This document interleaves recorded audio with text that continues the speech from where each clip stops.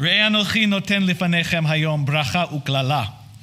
Behold, before you this very day I place blessings and curses.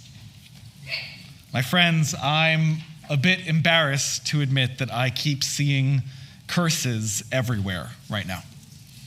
I know I'm not alone in this. A friend, a member of our congregation, sent me a picture that they snapped yesterday at Billy Bishop Airport. In the photo, there's a young woman. You can't see her face. You can't tell how old she is. She could be anywhere from 12 to 25. And she's standing at the ticket counter in a very fashionable pair of baggy gray jeans. They have a lot of embroidery on them, the same kind of embroidery that was very popular when I was a teenager and has now somehow become popular again.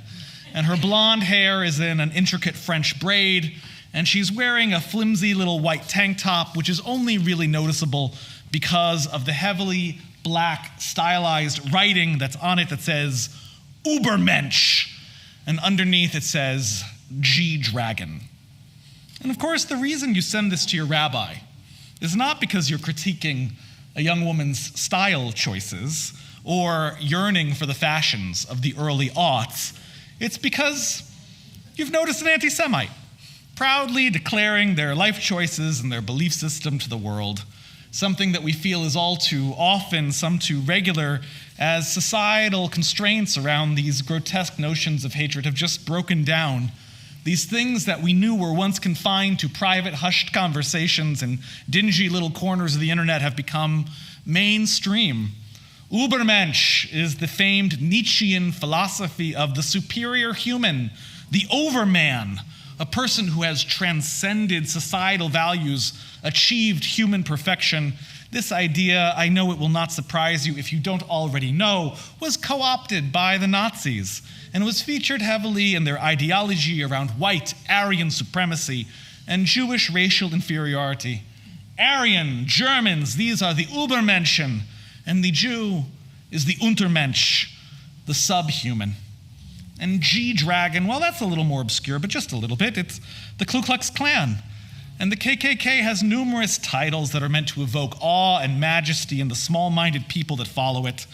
And this title is especially familiar to some of you because there's a man named David Duke that gets on television all the time to spew hatred, and sometimes the reporters give him his full title, the KKK Grand Dragon, the G-Dragon. Ugh. Is there really a young woman in Toronto City Airport proudly, shamelessly wearing this kind of hateful nonsense? Well, actually it turns out, no. At least not this time. There are probably younger, hipper people in this kahal this morning, and you might already be laughing at me a little bit and shaking your head. Because a quick Google search set me on course correction. G-Dragon, it turns out, is not shorthand for the KKK Grand Dragon. G-Dragon is a K-pop superstar. He is a boy band rapper turned breakout super solo artist, international fashion icon, and known by some as the Michael Jackson of Korea, the king of K-pop. I had literally never heard of him before yesterday, but that doesn't stop him from somehow being one of the most successful musical artists in the world. And Übermensch in this reference is not a reference to Hitler or Aryan supremacy, but is literally the machismo, self-referential hype title of his new single and new world tour. He views himself as having overcome everything around him. He is the Übermensch. And yeah, if you go online, you'll find a few thought pieces about how K-pop has a problem with utilizing fascist imagery because to the Korean mindset, they don't know a lot about World War II and it just looks cool. And the young woman in this photo is not, in fact, on her way to commit a hate crime. She's on her way to Newark to scream herself hoarse at a heartthrob. Boy, did we, both my friend who took the photo and I, who thought the worst of it, we felt silly. The only saving grace was that this conversation happened with my friend and not, as I know it will certainly happen in several years more, with my daughter. I can hear her already, Abba. Ugh. Like I said at the beginning, though, everywhere I look, I see curses. I see enemies. I see boogeymen out to get us. And when I shared this funny little exchange with Rabbi Baruchel, she laughed at me. And she told me her own version, another true story, which just happened this week. So on Tuesday morning, Rabbi Baruchel calls an Uber to take her to Holy Blossom. And she has different habits around this. If she's feeling wary or she's feeling cautious, she'll get dropped off across the street at the condo tower at the corner of Ava and Bathurst. But if she's in a rush or if she's not thinking about it too much, she'll just have the car drop her off already directly here at the shul. She never used to do this, by the way, but it's one of these little self-defense mechanisms that many of us have unfortunately developed over the course of the last few years. When I get into a stranger's car, do I want them to know that I'm a Jew?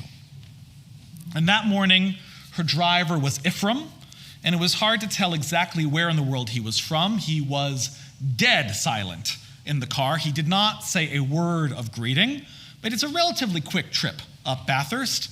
And as the car pulls into the Ava Street parking lot, something changes. The driver looks at the doors of the synagogue, looks at her.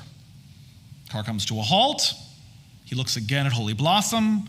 He pauses, and Rabbi B described it as this onrush of dread. What miserable thing is he about to say? Zebe Knesset? Is this a synagogue in fluent Hebrew? Oh, thank God. He's Israeli. It's not Ephraim, it's Ephraim. And out comes the rush of Hebrew. At midaberet ivrit? Do you ever go to Rami's? I work there sometimes. This is your synagogue? Very nice. Besorot tovot geveret. Better days. Chamesh kochavim. 5 stars. Oh, how silly. How silly to be afraid. How self-defeating it is to fight with our shadows, to box with demons and paranoias of our own making. Why? Why be so focused on the curses? Why fixate so much on the negative? Except, of course, you know how sermons work. They go in 3s. So this is one more true story. 2 weeks ago now, I drop off my little girl, Sella, at the camp bus, and I decide to take a walk up to St. Clair. My route takes me up my street, our street, around the corner, and onto beautiful Humewood Drive. It's a gorgeous day. It's early enough in the morning to beat the heat, and just that morning light is coming through the leaves. It's emerald. It is perfect Ontario summer. And it's just a block or two, just a block really, before Humewood Park, and I pass this house. I've passed it 1,000 times before, and this time the owner is in the front yard talking to his dog. And it's a gorgeous, big, goofy dog, and I am not good with breeds. I could not tell you what kind.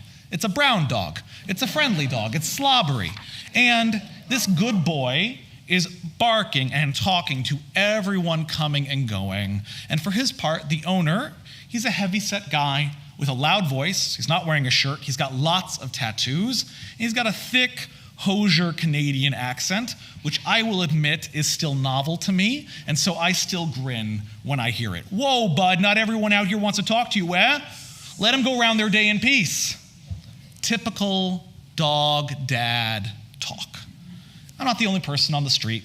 He and I only make eye contact as I'm walking past. We smile at each other, the kind of polite smile that neighbors smile. And I think he sees the kippah on my head at the same time that I see the double S of the SS lightning bolts tattooed on his arm. And I keep walking. I do not look back. I do not double take. I do not stop to stare. I put one foot in front of the other as my brain tries to rationalize this. Maybe it's a video game thing. Dude's got a car in his driveway. It's covered in video game stuff. Nope. That's a Nazi tattoo. Maybe it's part of the whole narrative of all of his other tattoos. You didn't get a good look at all of them. Nope. That's a Nazi tattoo. Maybe it's like the swastika. And if it's one direction, it's the Nazi way, and if it's the other way, it's the Hindu way. No. That was a Nazi tattoo. A guy with a Nazi tattoo lives 16 houses away from me. What do you do with that? What do you do with the shadows and the boogeymen? What do you do with the curses when they aren't something that you're just looking out for? What do you do when they live 16 houses away? As Joseph Heller wrote in his novel, Catch-22, just because you're paranoid doesn't mean they aren't after you. You know where I look for answers to this sort of thing. I go to our Jewish tradition. And in the Likutei Mehoran, the great Hasidic Rabbi Nachman of Breslov, writes the following: V'da, she'adam tzarich la'avor al gesher tsar me'od me'od, v'haklal ha'ikar shelo yitpached klal. You must know this, that a person must cross over the bridge. It is very, very narrow. And this is the ikar, the most important thing. You do not cause yourself to become afraid. Parshat Re'eh, our Torah portion this week, comes and reminds us that in front of us, on this very narrow bridge that we call life, as it was for our ancestors, as it is for us too, there are blessings, there are curses. There are things to be grateful for, and there are things that will enrich you, there are things that are going to empower you, and there are going to be things that undermine you, attempt to destroy you, and throw you off the bridge. And the Hasidic master comes and sharpens that teaching. He adds in this fundamental clause, and when you encounter those curses, do not be more afraid than you need to be. Often, of course, we hear a version of this teaching. It's famously been turned into a camp song, and there the Hebrew refrain has been changed to, do not be afraid at all. But that's not quite right. There is sensibility in seeing the curses for what they are, in understanding when you, when we, when I are in danger. Neither the Torah nor the Hasidic master says there's no such thing as curses. But wisdom arrives, as always, in understanding the difference between the curse that you make for yourself, the curse that is causing you to shake your own narrow bridge, and the very real danger of what might happen if you lose control and plunge to the depths below. That suspicious K-pop shirt, that's me shaking my own bridge as hard as I can. Casting suspicion on every person that I meet in this world, seeing someone who could be family as a potential enemy, that's a curse I'm bringing on myself.